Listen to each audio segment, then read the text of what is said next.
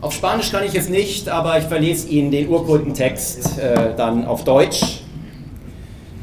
Der Vorstand der Friedrich August von Hayek Gesellschaft verleiht dem argentinischen Staatspräsidenten Javier Gerardo Milei Buenos Aires für seinen ambitionierten Anlauf zur marktwirtschaftlichen Sanierung der Republik Argentinien, besonders für den Mut und die Konsequenz seines Ansatzes im Sinne der österreichischen Schule, mit dem er der Welt zugleich ein ermutigendes Beispiel für die Kraft freiheitlicher Ideen in einem demokratischen Gemeinwesen gibt, die Friedrich August von Hayek Medaille 2024.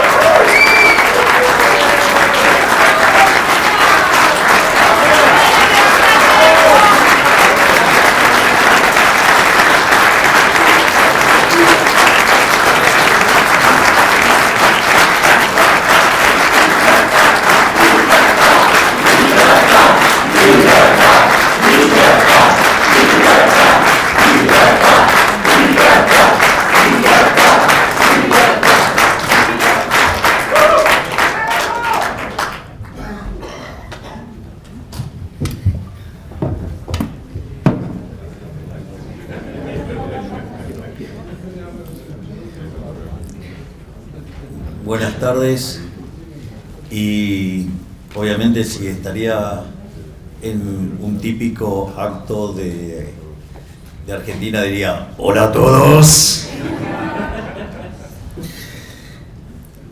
En primer lugar deseo dar las gracias por este reconocimiento a esta lucha que hemos iniciado hace muchos años y que está dando frutos inesperados. Así que primero deseo dar las gracias por este reconocimiento a esta tarea que estamos llevando a cabo. Por otra parte, me gustaría contarles acerca de mi experiencia, de cómo llegué a las ideas de la libertad, porque no es que fui liberal desde el primer momento. En rigor, igual no me siento mal porque Hayek originalmente era socialista. Y como bien dice... y como bien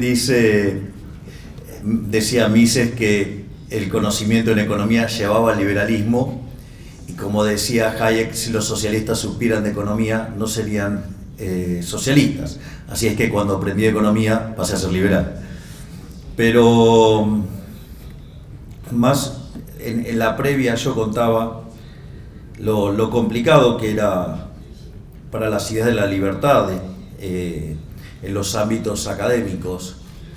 Seguramente si ustedes le preguntaran o le preguntan a algún economista de alguna universidad pública argentina o también de universidad privada quién es Ludwig von Mises, le va a contestar que cree que es el 9 de la selección de fútbol de Holanda. Y en ese ámbito hostil es en el cual los economistas en Argentina nos formamos. Básicamente, la formación que yo recibí originalmente fue una formación de lo que se denomina la escuela post-keynesianos, keynesianos tardíos, que son una rama de los keynesianos que tienen algunos tintes hasta cuasi marxistas. En ese sentido, fui contaminado por un montón de malas ideas, como que es necesaria la intervención del Estado, es necesaria la regulación, los empresarios son villanos y la inflación es multicausal. culpa de cualquier cosa menos de la emisión monetaria. Y en ese contexto en el que fui formado, es más, cuando tomé mi primer curso de crecimiento económico, básicamente el profesor poco nos enseñó de crecimiento económico y nos enseñó de muchos autores de desarrollo que poco tiene que ver con lo que hoy uno entiende como crecimiento económico, pero me quedaron algunas marcas de algunos profesores aislados o de leer libros y estudiar hasta las citas o irme, por ejemplo, a la biblioteca del Banco Central, que en aquel momento era la biblioteca de economía más grande de la Argentina, y me iba y me encerraba solo a leer cosas alternativas a las que me enseñaban en la universidad, y ahí fui conociendo a otros autores. Sin embargo, digamos, tuve esa formación y mi primer maestría la hice, digamos, en economía keynesiana, y ahí fui conociendo las distintas vertientes del keynesianismo. Entonces ya no solo había estudiado los keynesianos, digo, los post-keynesianos, estos keynesianos con algunos tintes marxistas, sino que ahí también pasé a estudiar lo que se denomina los keynesianos modelo Forte, y también a estudiar ya unos keynesianos un poco mejorados, como son el caso de los keynesianos neoclásicos, que es básicamente el tipo de keynesianismo que uno hoy conoce regularmente. Y con ese herramental salí a trabajar, a buscar trabajo y a tratar de ganarme la vida trabajando como economista, y la verdad es que era bastante frustrante, era una concatenación de frustraciones permanentes todo lo que me pasaba, porque si bien las cosas que decían no desentonaban con lo que decían el resto de los profesionales en Argentina, yo me daba cuenta que era un errador serial, era un pifiador serial, era una máquina de cometer errores, y que en realidad teníamos toda una serie de artilugios para esconder todos esos errores, y que siempre, digamos, se les cargaba las tintas sobre, por ejemplo, se cargaba mucho las tintas sobre las expectativas, o sea, pero digamos las expectativas no puede ser más que el propio modelo. O sea, hay una reflexión de Hayek sobre eso, casi mofándose de la forma, digamos, en la cual las distintas ramas neoclásicas se van justificando. Al mismo tiempo, empecé a dar clases de microeconomía, y eso la verdad que fue una verdadera bendición, porque ahí me empecé a formar, no tanto en el formato de la macroeconomía convencional, sino empecé a trabajar fuertemente con los microfundamentos. Y cuando ustedes analizan la estructura de un curso de microeconomía, les abre al menos una ventana para que empiecen por lo menos a olfatear las ideas de la libertad. Y como dar clases de microeconomía me divertía muchísimo, además me gustaba mucho dar, aparte yo me ocupaba activamente para que el curso finalizara con equilibrio general, que es el mismo campo de aplicación de la macro, pero con microfundamentos. Estas cosas hoy parecen redundantes, hace 30 años atrás no era así, el debate era distinto. Piensen que recién en la década del 90 se empieza a trabajar de manera como una macro microfundamentada e intertemporal de bases sólidas. Entonces, en este contexto, también, digamos, fue de muchísima utilidad el hecho de trabajar con la microeconomía, digamos, y eso abría también otras ventanas, y ahí, digamos, fui perfeccionando mi pensamiento neoclásico.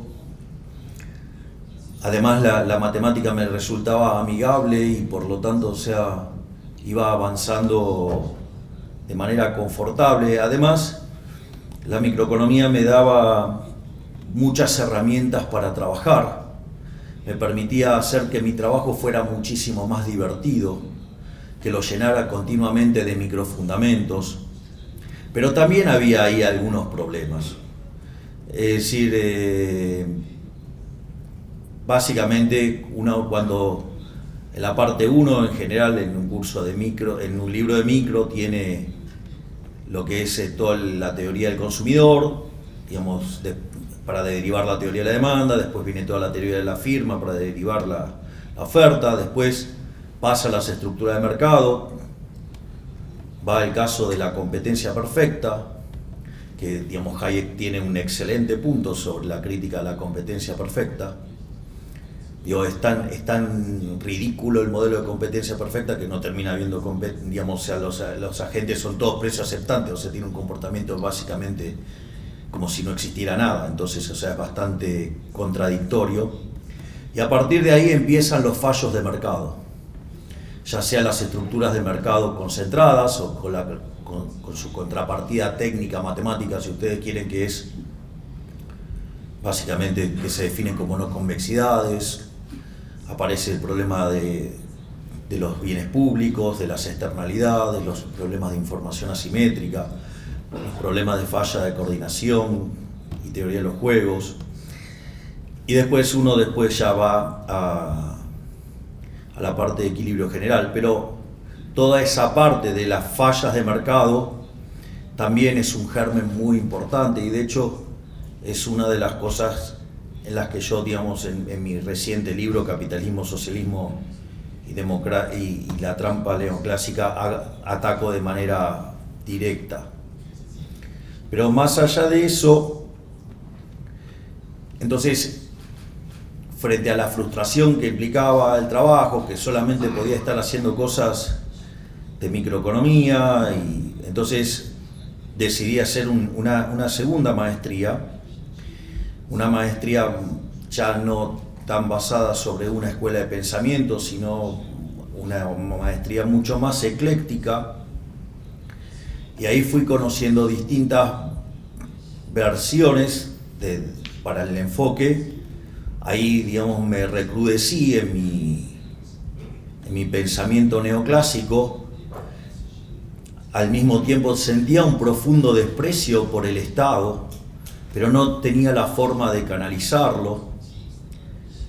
Es decir, Argentina estaba sufriendo la parte final del programa de convertibilidad, y en ese contexto tenía claro que el Estado no era la solución, que el Estado era el problema, pero las herramientas que tenían no eran las correctas, y entonces seguía acumulando frustraciones con el herramental que tenía. Y cuando empecé esta segunda maestría, ahí me encontré con toda la literatura nueva del crecimiento económico. Ahí me encontré de vuelta con algunas de mis errores de juventud, porque una de las cosas que me pasó cuando miraba solo los libros de crecimiento económico, en muchos de los libros de crecimiento económico había una cita maravillosa de Robert Lucas Jr., que en paz descanse,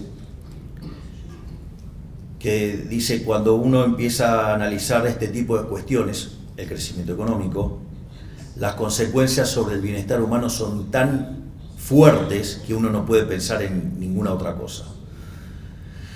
Siendo un joven estudiante de la licenciatura en Economía, lo primero que pensé es que, otro profesor que cree que su materia es la más importante de todas. Sin embargo, cuando ya estaba haciendo mi segunda maestría, fue muy revelador eso, y es así que me empecé a involucrar de manera muy activa con los temas de crecimiento económico, y todo eso me llevó, digamos, no solo a especializarme en crecimiento económico, con y sin dinero, es decir, en el fondo me estaba preparando para saber cómo hacer para bajar la inflación y cómo hacer crecer a una economía, que dicho sea de paso, por puro orden espontáneo puro, la fuerza del cielo, me pusieron justamente en el país de la inflación y en el país de la decadencia como presidente. Digamos, eso sería un canto a Adam Smith y también a Hayek, que tanto nos enseñó acerca de cómo funciona el sistema de precios.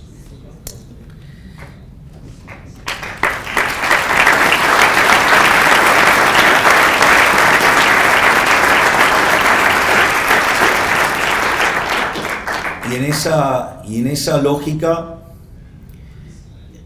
digamos, donde me empecé a especializar en crecimiento, donde leía cuánta cosa de crecimiento económico andaba dando vuelta, me involucré muy activamente en todo lo que es la teoría de los ciclos reales, o sea, el Real Business Cycle.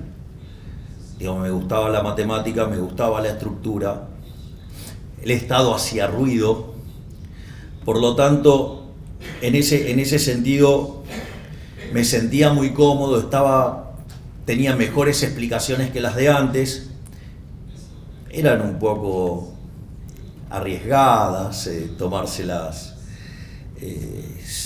al 100%, pero siempre uno podía mejorar un poco la modelación para tratar de explicar las cosas. Pero y ahí que ya me sentía muchísimo más tranquilo, más confortable, más cómodo, bueno, vino la crisis subprime. Y en ese momento, al llegar la crisis subprime, y en especial con los problemas del global imbalance, o sea, del desequilibrio global, y cómo esto impactaba, digamos, en lo que tenía que ver Estados Unidos, China y Europa, y cómo nos avecinábamos a una catástrofe similar a la Gran Depresión, eso me obligó a tener que volver a leer autores como Keynes y a Milton Friedman. Es más, de hecho, la lectura de Keynes, o sea, en mi caso no solo me quedé con leer la teoría general, o sea, he leído varios libros sobre Keynes, pero confieso que casi patológicamente la teoría general la leí 5 veces, a punto tal que hasta escribí un libro que se llama Desenmascarando la mentira keynesiana. O sea, por lo tanto, eso me permitió también reconectar con otras partes del debate, pero igual me sentía frustrado, y una de las cosas que dije, bueno, solamente me voy a dedicar al crecimiento económico, las cosas que diga son válidas en el largo plazo. En cuanto a mi trabajo, utilizo los fundamentos micro y basta, y no me hago más problema. Y ahí estaba feliz con el crecimiento económico. Y me quedé ahí haciendo crecimiento económico, me quedé en ese lugar, sin tener que confrontar en el corto plazo, porque ya me había dado cuenta que por todos los lados que andaban dando vuelta disponibles, en todos la cosa no funcionaba. Pero como todas las cosas buenas, en algún momento terminan.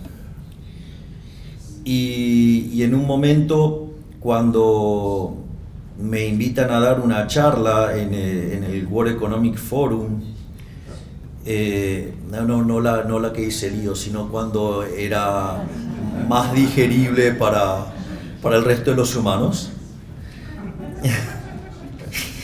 Entonces me invitan a hablar sobre demografía y crecimiento, y ahí no tuve mejor idea que empezar a revisar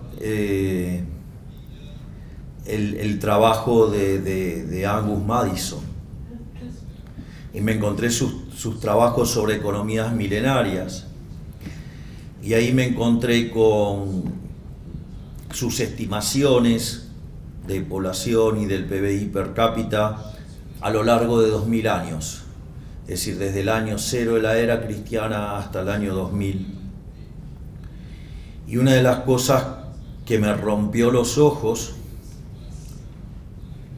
era lo que en la teoría del crecimiento se llama el palo de hockey. cuando ustedes miran la serie del PBI per cápita desde el año 0 hasta el año 2000, ustedes van a ver que el PBI per cápita prácticamente está constante entre el año 0 y el año 1800. En rigor solamente sube 40% en el siglo XVI, es decir, justo después del descubrimiento de América. Pero si ustedes toman eso en esa serie, el PBI per cápita crecía a una tasa del 0,02%. Es decir, que ustedes para duplicar el PBI per cápita necesitaban 3.500 años.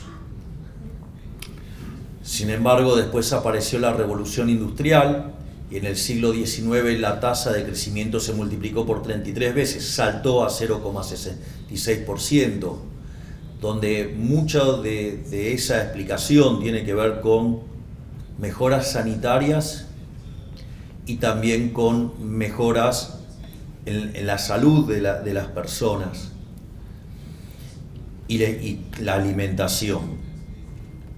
Y cuando ustedes van al siglo XX se produce una nueva aceleración de crecimiento. En la primera mitad del siglo XX el crecimiento se acelera al 1,1%.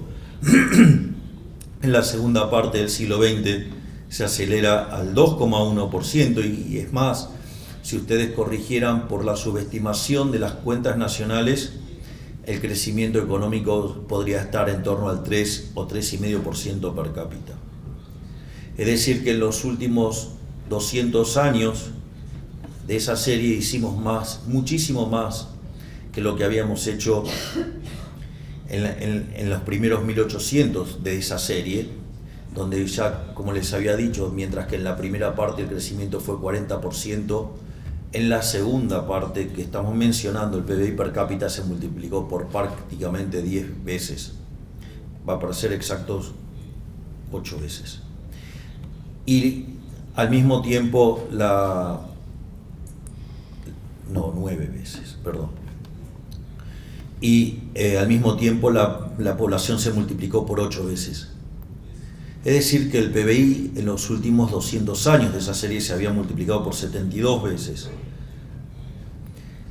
Más allá de que uno lo cuente como una historia de progreso y demás, eso para la teoría económica es un problema enorme. Cuando ustedes abordan el instrumental neoclásico, ustedes tienen que se asume la existencia de rendimientos constantes a escala o rendimientos marginales decrecientes. Es decir, que en la medida que ustedes agregan una unidad de factor, el producto crece, pero crece menos que proporcionalmente. Y ese problema, digamos, cuando ustedes miraban acá, la población se multiplicó por 8 veces y la producción por 9. Entonces claramente eso no tenía sentido. Ahora, la contraparte teórica de esto es que la existencia de rendimientos crecientes implica estructuras concentradas de mercado. Y las estructuras concentradas de mercado, el caso más extremo sería el del monopolio, pero cualquier situación de estructuras de mercados concentradas implican, desde el punto de vista de la eficiencia paretiana, algo que es malo. Entonces nos encontrábamos con una serie que nos decía, si uno miraba en los microfundamentos, que eso era malo para el bienestar.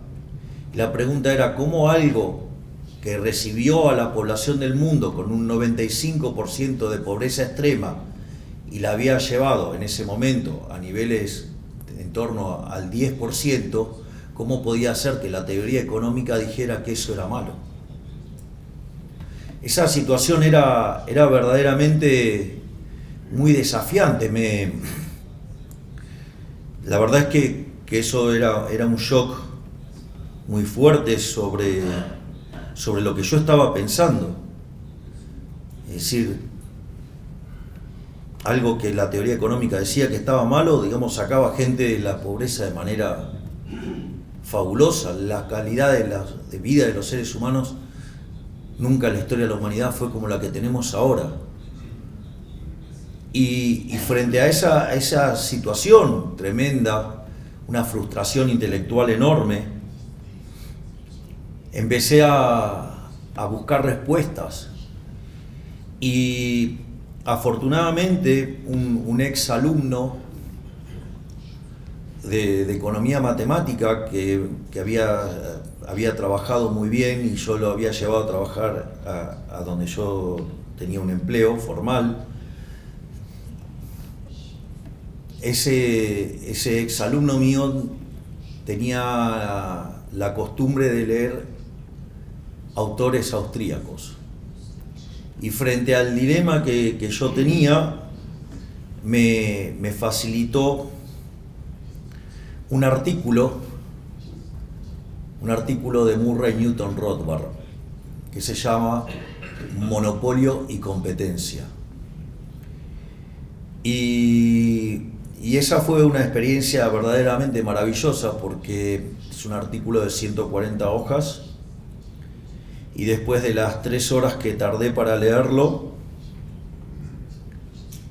terminé de leer esas 140 hojas y dije, todo lo que enseñé de estructuras de mercado está todo mal. Es decir, durante 25 años estuve dando clases de estructura de mercado que están mal. Es decir, era una farsa. Y el efecto ese fue tan fuerte que le pregunté a esta persona dónde podía conseguir libros de estos autores. Y recuerde que, digamos, cuando ustedes iban a estos ámbitos académicos, Ludwig von Mises era el 9 de la selección de fútbol de Holanda. Entonces era una cosa como media complicada. Y entonces le pedí dónde podría comprar ese tipo de libros si no estaban en ningún lado. Y entonces me recomendó una librería que vendía libros de Editorial Unión, donde publica, por ejemplo, el profesor Jesús Huerta de Soto, a quien tanto admiro, y otros tantos autores maravillosos.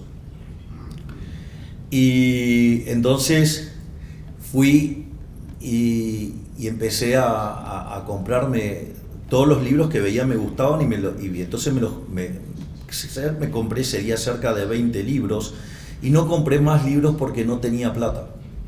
Es decir, necesitaba la plata para volver en taxi a mi casa. Y dentro de esos libros que compré El hombre, la economía y el Estado, el tomo 1 y el tomo 2, y compré también el tomo 3, Poder y Mercado, que es cuando Murray Newton Rothbard ya se vuelve anarcocapitalista o crea el anarcocapitalismo. Y le pregunté al dueño de la librería si al otro día volvía, y entonces me dijo que sí. Entonces saqué la cuenta de cuánto necesitaba para comer, de cuánto necesitaba para los taxis, cuánto ir al trabajo, y todo el dinero que me quedaba me lo gasté todo. Y me habré comprado como en esos 2 días 50 libros, y así empecé a leer, y empecé a leer los autores de la escuela austríaca, y fue una experiencia maravillosa. O sea, estaba descubriendo un mundo nuevo, y tengo algunas anécdotas con algunos libros que son maravillosos, ¿no? Digo, por ejemplo, uno de esos libros que me compré fue La acción humana, y yo recuerdo que me senté frente a La acción humana, una edición de tapa dura, y me lo leí de punta a punta. No recuerdo, digamos, cuánto tiempo tardé en hacerlo, pero creo que tuve como encerrado 2 o 3 días hasta que lo terminé de leer, y solamente me levantaba para comer, ir al baño y llevar a pasear a Conan, y quedé deslumbrado con ese libro. Pero ese libro lo había dejado marcado. Entonces fui y me lo compré de vuelta, pero para tenerlo bien. Pero me di cuenta que quería seguir trabajando con el libro, que el otro ya lo había marcado. Entonces dije, bueno, me voy a comprar, o sea, este lo voy a dejar al lado del que primero marqué todo, este lo voy a dejar intacto para, en caso de emergencia, rompa el celofán y léalo. Y fui y me compré otro más y me lo llevé a la oficina. Entonces, cada vez que estaba aburrido en la oficina, lo que hacía era abría aleatoriamente cualquier parte del libro de Mises, de la acción humana, y entonces iba donde empezaba ese capítulo y me lo leía todo de vuelta. Y ese proceso lo fui haciendo a lo largo de varios días, y un día abro y estaba subrayado, vuelvo a abrir y estaba subrayado, vuelvo a abrir y estaba subrayado. Bueno, me di cuenta que me había leído por tercera vez La acción humana.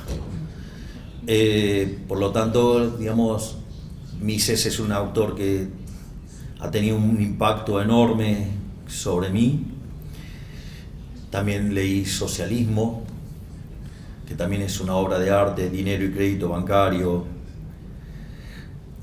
Hay un libro que es maravilloso y que sirve para entender mucho de los problemas que enfrentamos los liberales, que es La mentalidad anticapitalista, y que explica por qué la gente odia al capitalismo de libre empresa.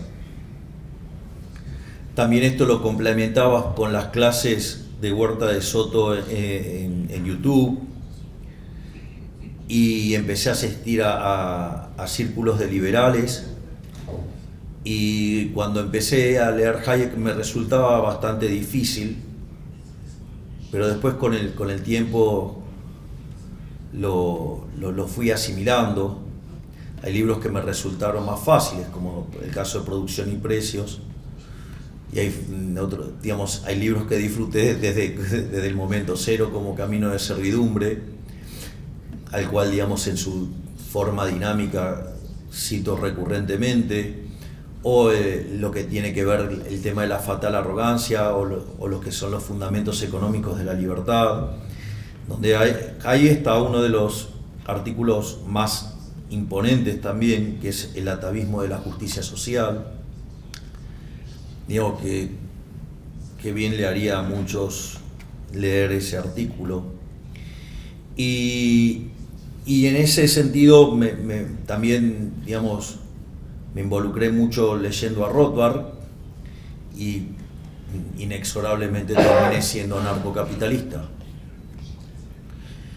Y una vez que entré, digamos, a leer, digamos, a Rothbard, a Jesús Huerta de Soto, a Walter Block, a Hans Gemma Hoppe, nada, era un camino de ida, ya no podía volver más. Y en el medio empecé a aparecer en televisión. Argentina tenía un problema de inflación creciente. Argentina, de ser el país más rico en el año 1895, estaba cayendo de manera pronunciada, termina cayendo hasta el lugar 140 en el ranking, la inflación cada vez era más alta, y yo empiezo a participar en programas de televisión defendiendo las ideas de la libertad. Y la verdad es que al inicio era como la película Gladiator, era yo contra todos, o sea, y me encontraba contra 15 personas que todas defendían el Estado, el socialismo y todas esas cosas, inexorables. Y además los kirchneristas eran bastante violentos para debatir. Ellos, digamos, como muchas de la izquierda, básicamente lo que hacen es ponerle 4 o 5 de los de ellos, y cuando ustedes están tratando de hablar y de hilar un razonamiento, empiezan a hablar encima de uno. Entonces uno se ve forzado a tener que levantar el tono para poder seguir el razonamiento, y entonces después me acusaban de estar gritando en los paneles. Lo más interesante que muchos de los que me acusaban eran los liberales de Copetín, que habían hecho del liberalismo una vergüenza, y que, digamos, las reuniones no podían llenar un ascensor. Digo, como el chiquitito de acá. Digo, no hay nada ascensorero. No, ¿cómo es de acá? Y bueno, y empecé a dar esas batallas titánicas en la televisión, y eso me permitió ir ganando popularidad. Y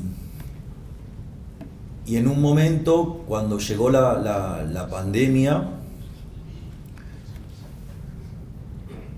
ahí es como que la sociedad empezó a hacer un clic, porque al estar encerrados hubo una revalorización de las ideas de la libertad. Mire, les voy a contar una anécdota sobre lo que era ser liberal cuando yo empecé a discutir estas cosas en televisión.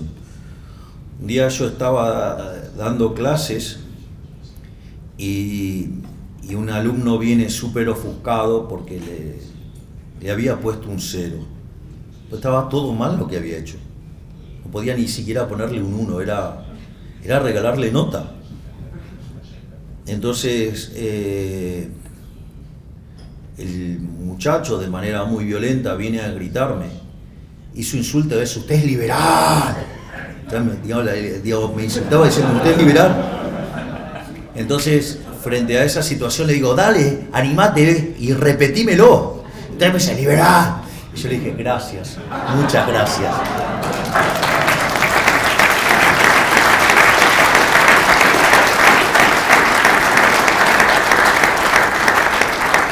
Pero sin lugar a dudas, con la llegada de la pandemia, el COVID y las cuarentenas cavernícolas que se impulsaban desde la Organización Mundial de la Salud y que Argentina, digamos, adhería fuertemente, hubo toda una reivindicación de las ideas de la libertad. Y pasaron algunas cosas muy interesantes, porque muchos de mis seguidores eran personas jóvenes, es decir, y esto es muy interesante, ¿por qué, digamos, esas personas jóvenes, digamos, tenían tanta afinidad con lo que yo estaba haciendo? Básicamente eso es porque los jóvenes tienen menos tiempo de exposición al lavado de cerebro que es la educación pública, independientemente que sea de gestión estatal o de gestión privada, porque los contenidos los suele fijar el Estado. Entonces eso lo que hace es marcar la cancha, y determinada literatura ustedes no puedan acceder porque el Estado trata de bloqueárselos. Es decir, a ningún estatista o a ningún, digamos, político le va a gustar que ustedes lean Rothbard, porque, digamos, imagínense que le están torpedeando la fuente de ingresos. Y en realidad, como ellos tienen el poder, digamos, el monopolio de la violencia, lo ejercen para que justamente no puedan acceder a esas ideas. Entonces, los jóvenes en ese sentido, además, son rebeldes frente al statu quo. El statu quo en Argentina era socialista. Por lo tanto, la rebelión natural de los jóvenes iba a ser hacia el liberalismo. Y por alguna cuestión, digamos, les resultaba agradable lo que yo hacía, y entonces empezaron a seguirnos. Y durante la pandemia, al quedar esos jóvenes encerrados con sus padres y en algunos casos hasta con sus abuelos o con sus abuelos, ellos le empezaron a hablar de Milei y le hablaban de Milei. Miren, ustedes, si un programa de televisión no les gusta, pueden hacer zapping. Ahora, si su hijo le dice: quiero que veas a Milei, quiero que veas a Milei, no pueden hacer zapping. En algún momento lo iban a lograr. Y lo lograron. Y entonces se empezó a extender esa situación, y empezaron a ver videos en los cuales yo hablaba de las ideas de la libertad, o presentábamos libros.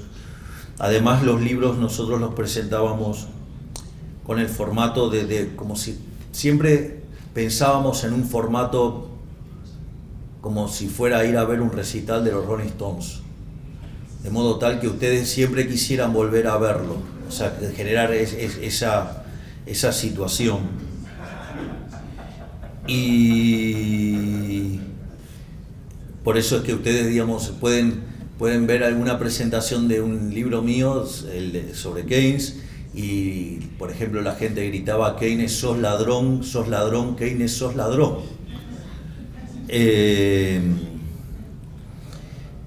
Y cuando uno iba avanzando en esto de la pandemia, y con la llegada del gobierno de Alberto Títere Fernández,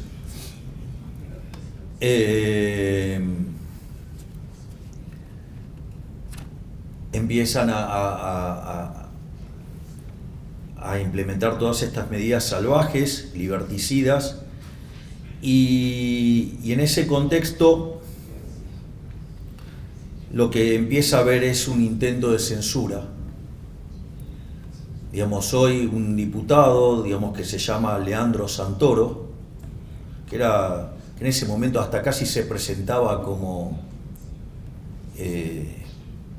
casi un vocero no oficial de Alberto Fernández, iba a los canales de televisión y pedía abiertamente por la censura de los liberales.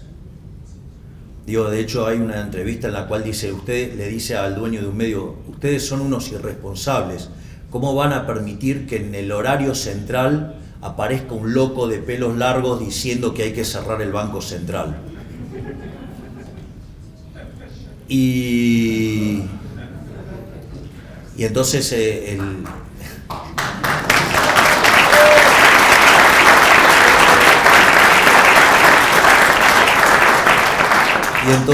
el conductor le dice: bueno, decime quién es. Y es tan cobarde Leandro Santoro que le dice: no, te lo digo fuera del aire. Y lo mismo pasó en otro canal también de corte muy kirchnerista, la misma situación. Y ahí directamente ya estaban tan cebados en lo que estaban haciendo, que directamente decía que los libertarios éramos un problema, que había que prohibirnos, que había que sacarnos del aire, que no se nos podía dar lugar, que éramos peligrosos. Éramos peligrosos porque estudiamos, leemos. Una cosa verdaderamente impresionante.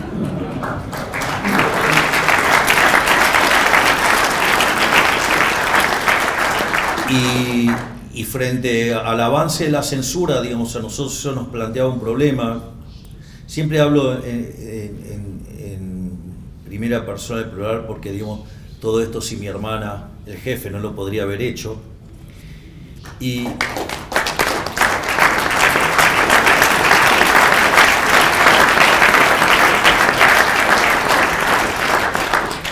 en un momento lo que nosotros veíamos es que si bajábamos la exposición en la televisión, no podíamos vender conferencias afuera. Y se nos complicaba el ingreso de dólares para gastar.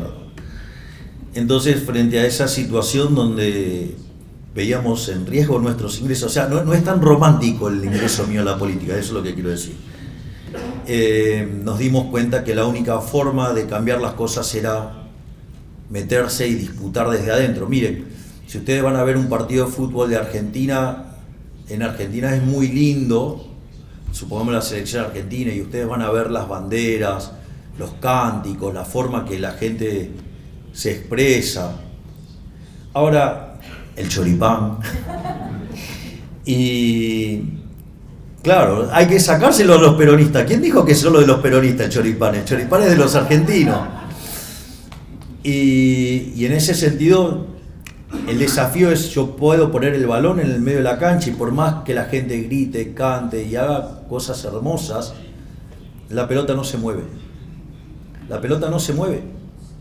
Tiene que entrar alguien y patear, porque si no, ellos patean y siguen haciendo goles, no les importa que del otro lado no haya nadie. Y es así que nos decidimos meter en política. Y una de las cosas que nos pasó es que vino una persona y nos dijo: bueno, decime si tenés algún esqueleto en el placar. Y con mi hermana nos miramos y dijimos: no.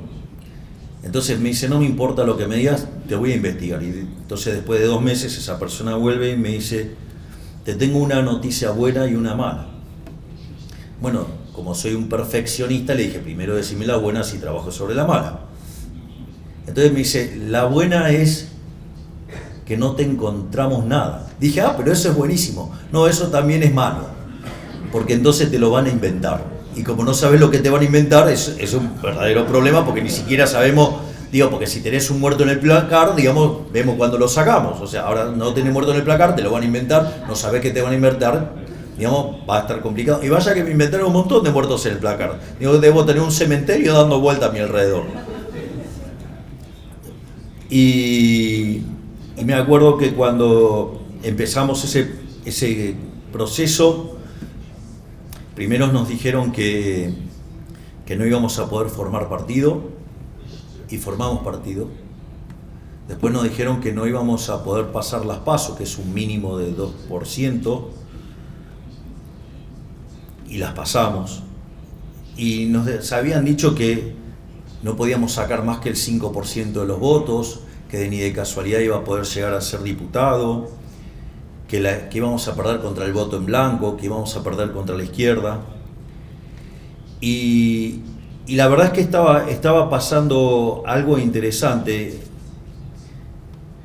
En ese momento la doctora Patricia Bullrich, con quien yo después competí en la presidencial, y hoy estoy orgulloso de que sea mi ministra de Seguridad, que está poniendo de rodillas a los malditos delincuentes.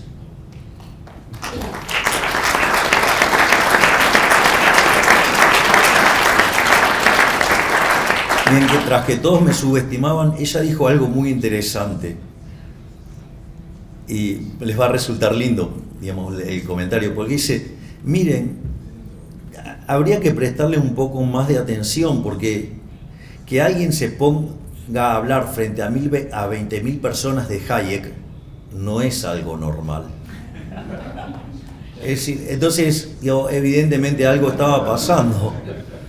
Y no solo eso, sino que además en nuestros actos, una de las cosas más atípicas era que se vendían libros, y todos libros de la escuela austríaca.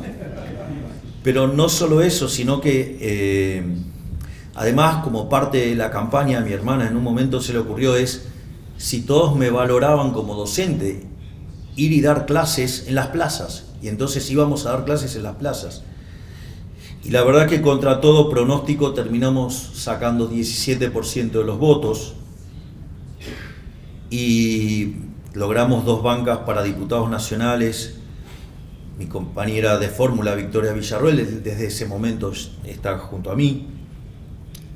Y logramos 5 bancas de legisladores.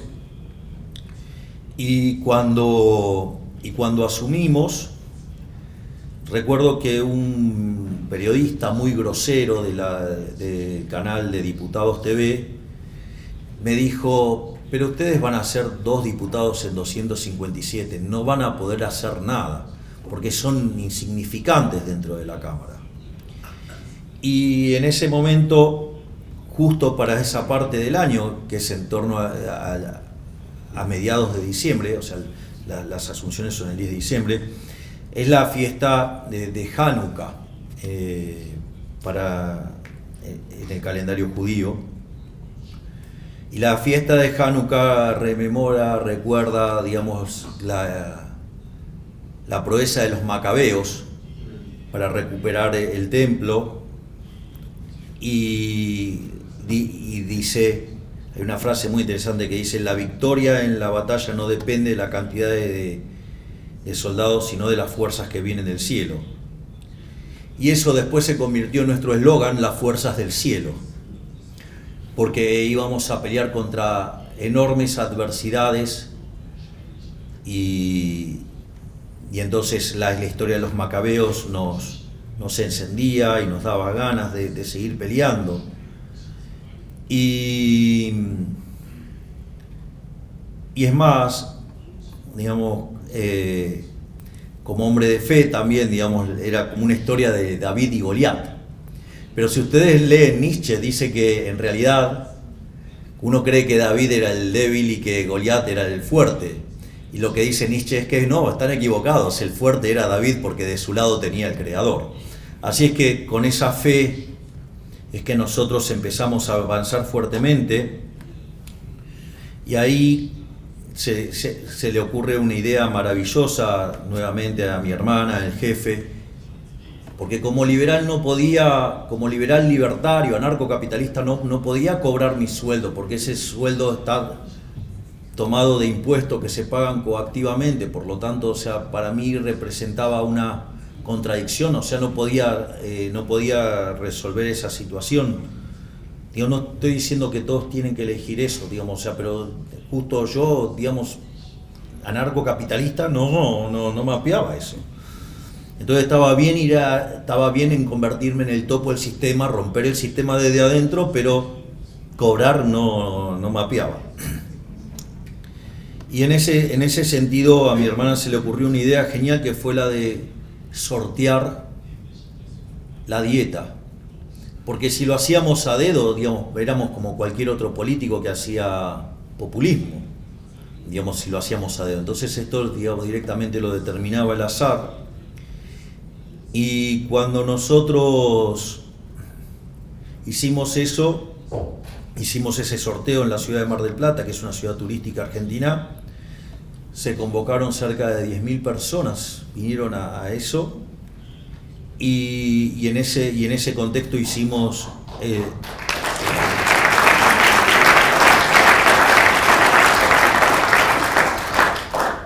el sorteo de la dieta y fue tapa en más de 30 diarios de países muy importantes en el mundo. Y entonces ahí dijimos, acá hay algo. O sea, descubrimos que había una oportunidad de ir por algo más grande y nos involucramos en la carrera electoral. Digo, creo que ya es historia conocida y llegamos al balotaje, ganamos en segunda vuelta con una amplia diferencia y nos encontramos con una economía básicamente destruida. Es decir, pero nosotros nunca lloramos o lamentamos de lo que heredamos, porque también hay que decir esto, las condiciones bajo las cuales un liberal libertario de las características que yo tengo llegué a ser presidente, era obvio que no iba a ser el jardín del Edén.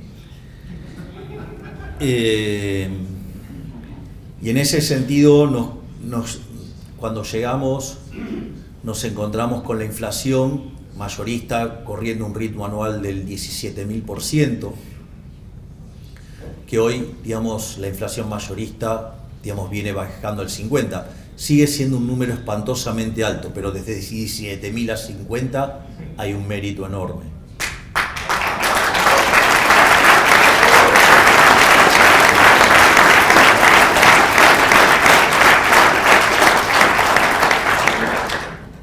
Al mismo tiempo, nos encontramos con un déficit fiscal de 15 puntos del PBI, 5 en el Tesoro, 10 en el Banco Central, y nosotros hablábamos de la motosierra, pero decían que era imposible hacer el ajuste que nosotros planteábamos. Decían que como mucho se podía hacer un ajuste de un punto del PBI en el Tesoro y que, bueno, lo del Banco Central se iba a arreglar.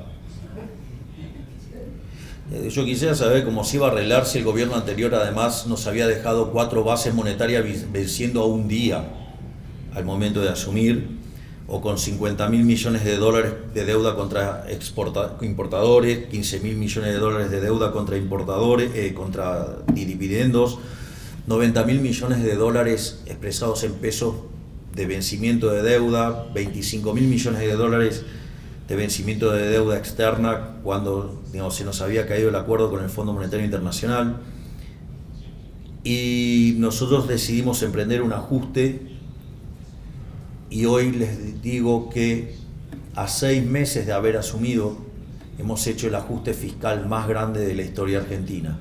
Hemos ajustado 15 puntos del PBI.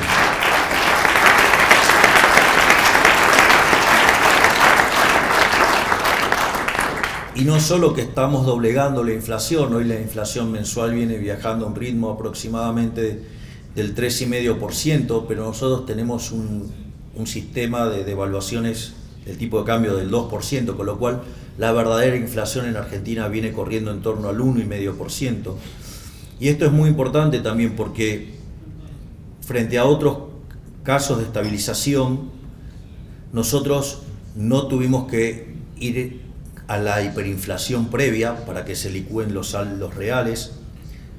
Nosotros no expropiamos, es decir, no hubo una suerte de plan Bonex donde se robó a los depositantes y se violentó el derecho a propiedad. Nosotros no hicimos controles de precios, ni directos ni inducidos, y tampoco fijamos el tipo de cambio. Es decir, lo estamos logrando en un contexto de plena libertad y de recomposición de precios relativos. Y de vuelta, los números son verdaderamente impresionantes. Obviamente que esto, digamos, no iba a ser libre de costos, pero nosotros eso se lo dijimos siempre en la cara a la gente. Les dijimos que no hay plata, les dijimos que iba a ser duro, que el inicio iba a ser complicado, pero que si lo hacíamos iban a empezar a ver buenos resultados. Y a diferencia de lo que nosotros creíamos, la verdad es que la respuesta está siendo mucho más rápida de lo que imaginábamos. Si bien el primer trimestre fue muy dura la caída, la forma en la cual diseñamos el programa hizo que fuera menos de la mitad de lo que fue la caída del peor momento del 2002, que fue del 16%. Y lo que se empieza a ver, los primeros indicadores que tienen que ver con el mes de abril y mayo, es que empieza a haber recuperación. Es decir, los datos contra el año anterior son negativos, pero cuando uno mira el mes contra mes desestacionalizado, empieza a haber crecimiento, empieza a haber signos de recuperación. De hecho, los índices de difusión, que miden la cantidad de sectores que están empujando positivamente, ya han pasado hace 2 meses el 50%, y ya van 2 meses seguidos donde el indicador líder, que es el que anticipa lo que va a pasar con la actividad económica, está recuperándose. Por lo tanto, no solo hemos dado la batalla cultural, sino que ahora la estamos llevando a cabo en los hechos, y el motivo por el cual los socialistas están tan violentos es porque está funcionando y se les está cayendo la mentira.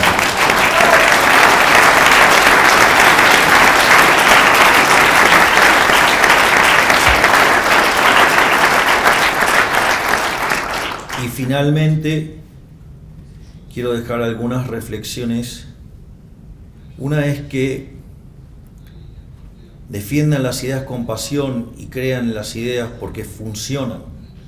Nosotros no solo es que la política no nos acompañó en estos primeros meses de gestión, porque no nos votó ninguna ley, no nos sacó ninguna ley. Fue una máquina de impedir todo el tiempo. Es decir, no es que no solo no ayudaron, sino que además, desde el primer momento intentaron hacer un golpe de Estado. Y a pesar de todas las trabas, todos los intentos de desestabilización, todos los ataques que hemos recibido, estamos saliendo, estamos siendo exitosos en controlar la inflación y está la actividad recuperándose. Es decir, las ideas son tan fuertes, que aún toda la casta política, la peor parte de la política argentina, toda en contra y tratando de impedir, que se ha llevado distintos gobiernos a lo largo de la historia, les estamos ganando gracias a las ideas de la libertad.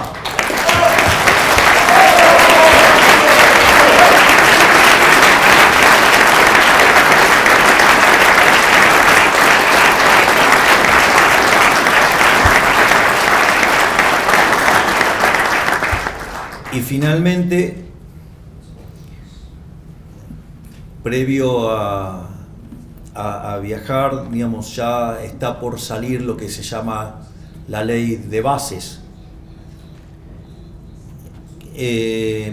Para que se den una idea, la reforma estructural más grande que se hizo Argentina fue en la década del 90, en el gobierno de Menem, y esa ley bases, que ha sido mutilada en parte por la política, así como está hoy, es 5 veces más grande que la reforma de Menem. Y si ustedes toman el decreto de necesidad y urgencia que todavía está vigente, las reformas estructurales que hemos hecho son 8 veces más grandes que la que hizo en Menem y que podrían haber salido en el primer mes, pero bueno, están saliendo ahora. ¿Y por qué digo esto? Porque esto implicaría que Argentina daría un salto en libertad económica, en el índice de libertad económica de 90 puestos.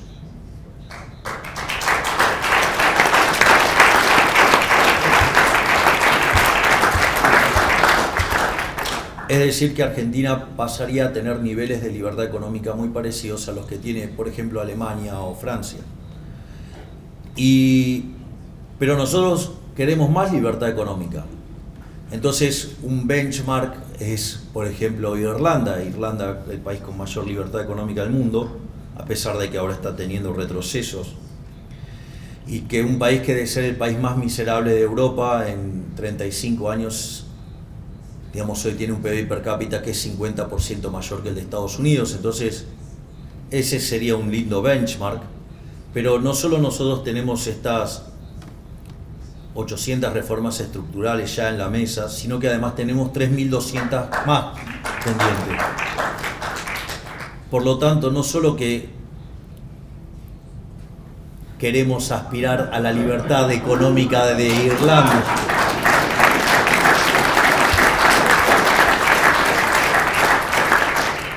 por lo tanto, no es que estemos aspirando a la libertad económica de Irlanda, sino que estamos aspirando a ser el país más libre del planeta y que eso sea una fuente de prosperidad para todos los argentinos y un excelente ejemplo para el mundo, para saber que las ideas de la libertad funcionan. Así que muchísimas gracias y ¡viva la libertad, carajo!